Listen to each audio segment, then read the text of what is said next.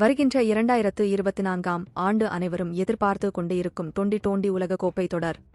துருவ் ஜுரலுக்கு காத்திருக்கும் அதிர்ஷ்டம். ரிஷப் பண்ட் வந்தாலும் மாற்றம் இல்லை. பிசிசிஐ தரப்பில் கசிந்த தகவல்கள். என்ன விஷயம் வாங்க பார்க்கலாம். இந்தியாவில் ஒருநாள் கிரிக்கெட் உலகக் கோப்பை தொடர் முடிந்ததும் அடுத்து வெஸ்ட் இண்டீஸ் மற்றும் அமெரிக்காவில் நடக்க இருக்கும் டுவெண்டி தொடர் எல்லா அணிகளுக்கும் முக்கியமான தொடராக அமைந்திருக்கிறது.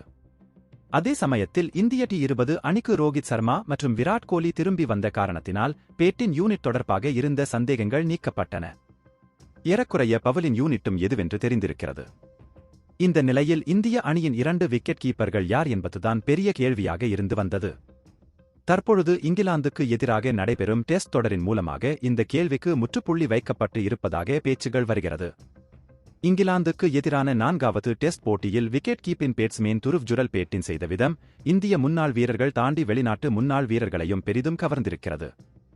மேலும் துருவ் ஜுரல் டெஸ்ட் கிரிக்கெட்டுக்கு தகுந்தது போல் தன்னை மாற்றிக் கொண்டார்.